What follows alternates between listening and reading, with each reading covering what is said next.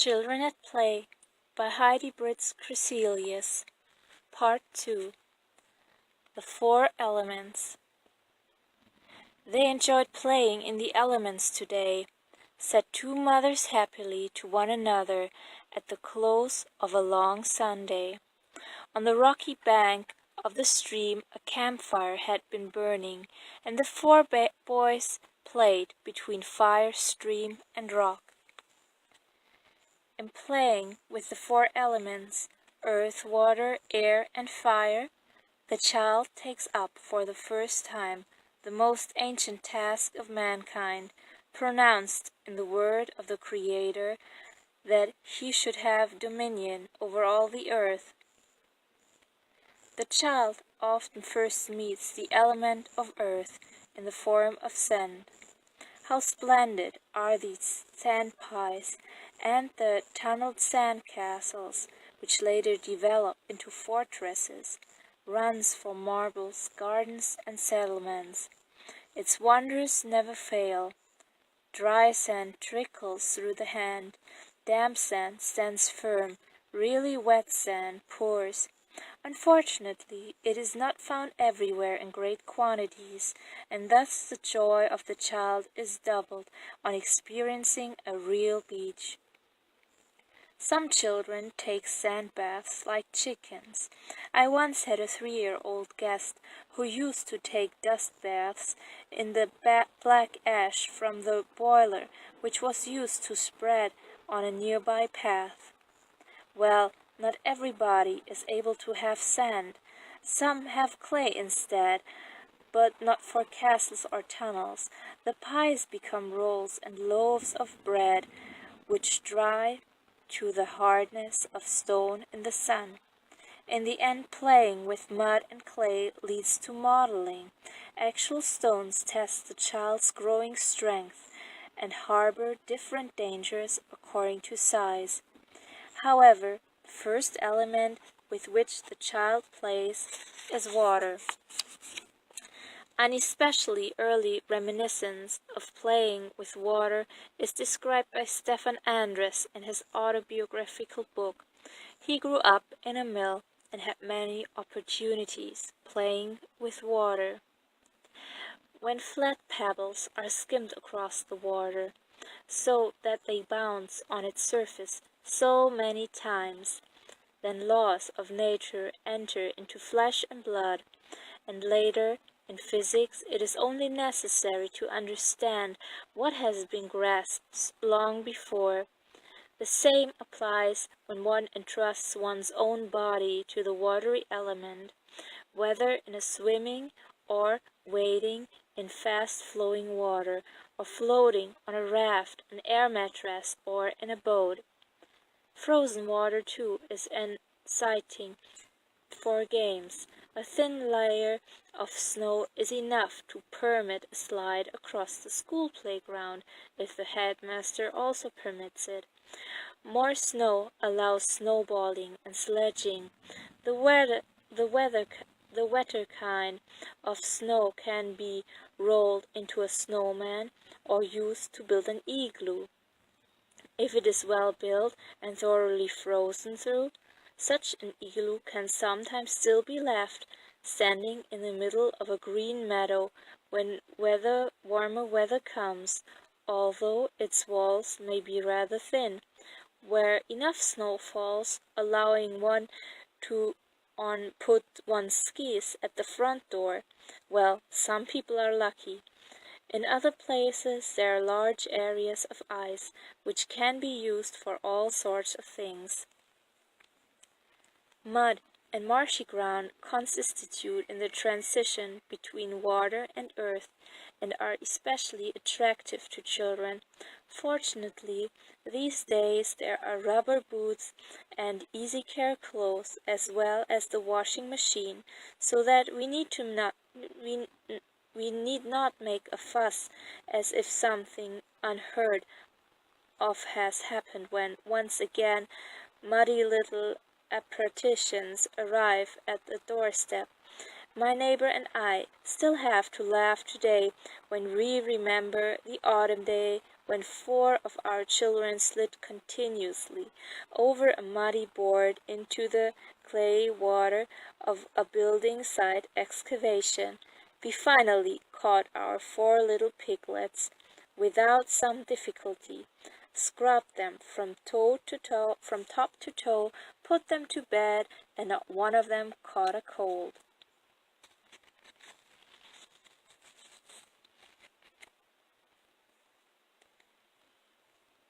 When it comes to learning to know the element of air through play, town children are again at disadvantage.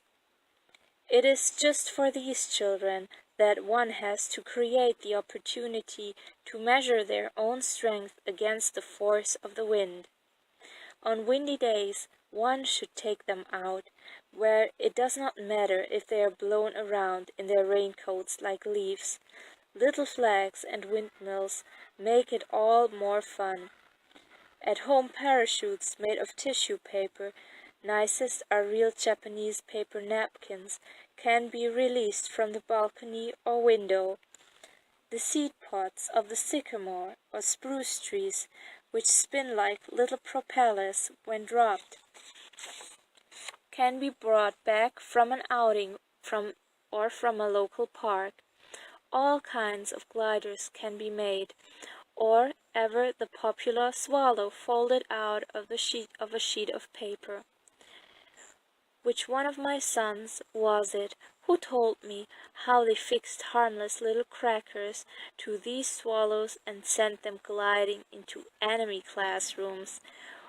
Who knows the Montgolfier, the hot air balloon, shaped like a pear and made of tissue paper, and heated with a vat of cotton wool soaked methylated spirits, it floats off ceremoniously and silently. This can be the crowning event of a children's party. It is also the rising hot air that moves the stove snake. This mysterious creation, cut in spiral form from an exercise book cover and fixed to the end of a knitting needle, which is then stuck in half a potato, constantly revolves in a spiral on the stove or radiator, in the same way as the angels at Christmas are turned around by the warmth of 4 candles. Real flames are rarely seen by town children. Even the Christmas tree does not have real candles, but electric substitutes, and yet how lovely flames are.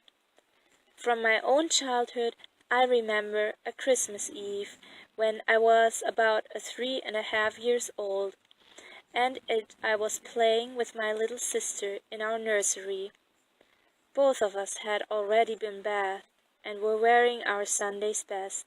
Then I discovered a drawer, which I had not known existed until then, filled with its finest soft grey sand. The waste of leaving such a treasure unused struck me with great force, and with eager little hands I strewed out the marvellous stuff around the room. Later, after the distribution of the parents, I had to watch how my poor, tired-out mother had to clean our room again. After that I knew what ash was. We had got at the ash box. In the age of central heating, this kind of thing cannot happen any more, but occasionally a little boy comes to me to visit. Before he started going to school, would solemnly say, "Good morning," to the fire in my stove during the winter. At home he rarely sees a flame, since it all is electrically heated, and his father does not even smoke. How marvellous it is to make an excursion in winter through the crunching snow, and then lay a lattice of dry twigs on it. Have a red blazing fire, a pot of tea simmering away, apples fried on the end of a stick. Such an experience fathers can give to all their children, even in this day and age. Some children have a passion for fire. They always have matches on them and try to ignite something absolutely everywhere, in the garden, in the school grounds, in their room, and one lives in constant fear of fire. Keeping them under observation is sometimes simply not possible. Prohibition and punishment without effect.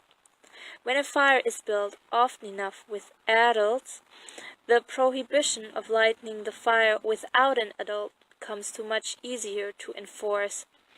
Then, too, the danger of fire and how to handle it is understood much sooner. Those, in particular, who try to educate their children with a minimum of rules and prohibitions should impress this fundamental rule onto them. There is nothing bad, terrible, or humiliating that can happen to a child that would not become worse, more terrible, or more humiliating if it were concealed from his parents. Also, as to its use in the connection with fire, I used to tell the story of a friend whose 8-year-old son came running to his father one Sunday afternoon. He made a fire with some friends at a little shed behind the barn on the farm where they were living, and now the shed was ablaze. The father was able to call the farmer. With the aid of a few passers by, a chain was formed and the blaze extinguished with buckets of water before it had a chance to set fire to the barn, which was filled with the year's harvest. Only then did the parents miss their son. Late at night, the little firebug came creeping home, filled with fear and remorse, and was praised by his father. Such a story told over and over is more effective than many admonitions. There is something else to be remembered nowadays, however practical and easy it may look. After children's clothing made out of such materials as nylon, draylon, helanka, in a fire they are extremely dangerous. Burning cotton flies away in the form of light ash. Wool does not easily ignite and goes out quickly, but burning artificial fibers eat up their way into the flesh as a vicious, seething pulp. Nevertheless, to light a fire, keep it under control, and carefully extinguish it again are experiences to which all children have a right. No one should deny it them.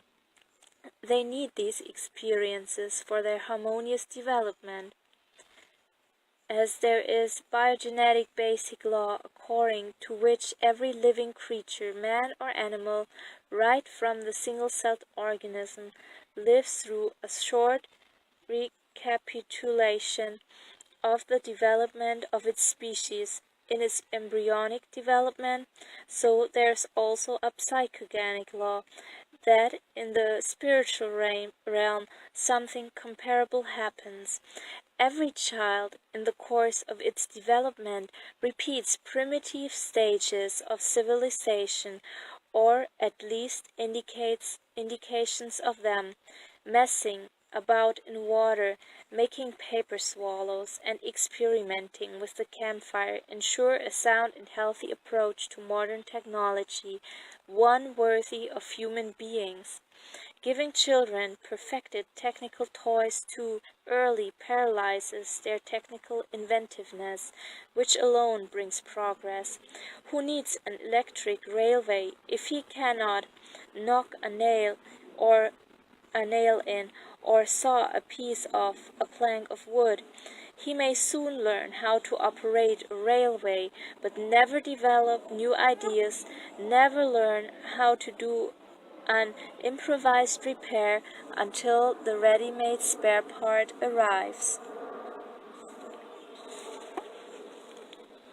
Plants and animals. When we say children's paradise, what kind of picture do we conjure up?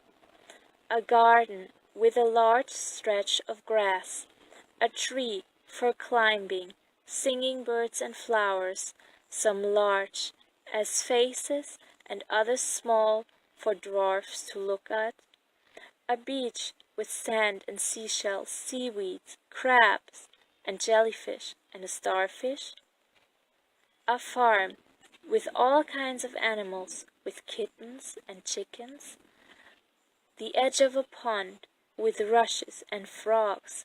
It is characteristic of a paradise that man is not only the only living being in it, and thus animals or plants or both belong to a true children's paradise.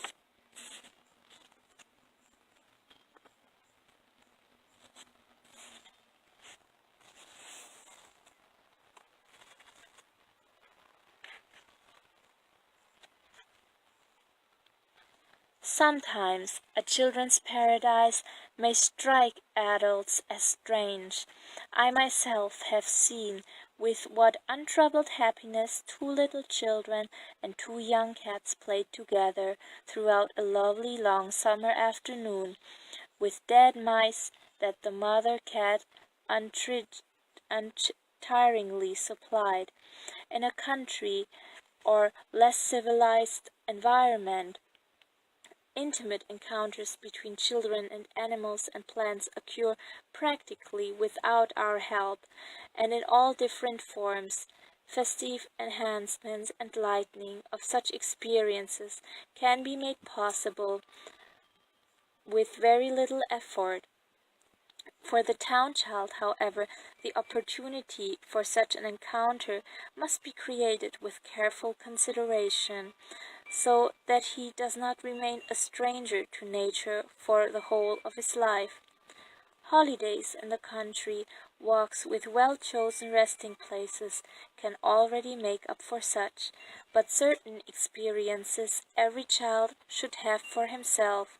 Certain areas of life have to be experienced and assimilated in depth as a child, so that later, in different places and under accustomed conditions, one notices the teeming life which would otherwise be missed.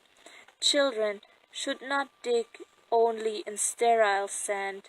Digging in the living earth leads to encounters with worms, insects, centipedes, and the wonderful little growing red spiders. If one turns the flat stones and swallow water, one finds all kinds of swimming, crawling, and clinging things that live there. A man told me how, as a boy, together with his sister, he set about killing and eradicating all the eel pups of the fat-headed little fish of the area, to free nature's beauty of such miscreations. Today, our one-time beautifier of nature works full-time in a nature conservatory. Tall grass intermingled with flowers, with innumerable creatures humming about and crawling through it, larks high in the sky, frogs, slow worms or snails on the ground. A lawn is no substitute for this. A wood in spring, with its fresh new foliage, ringing with the chirping of birds, with flowers and blooming bushes, and a lazy, blue shimmering dung beetles on the ground. Indeed, a wood at any time of the year, with all its manifold gifts of berries, mushrooms, fir cones, acorns, beech nuts, belongs of right to the necessary experiences of childhood.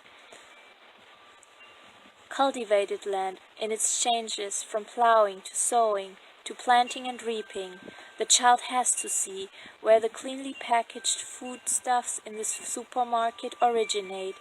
For this reason, too, a visit to the cowshed is indispensable. Meeting a little calf is a special treat. What else? Climbing trees, feeding chickens, watching a bird hatching and rearing its young, playing with kittens, picking flowers, gathering fruit, sowing seeds, and watching them sprout. Every child should at least have to hold an animal.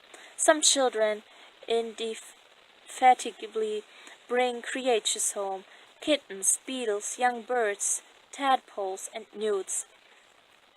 Then it is up to the parents to decide how much they can cope with and what the animal means for the child.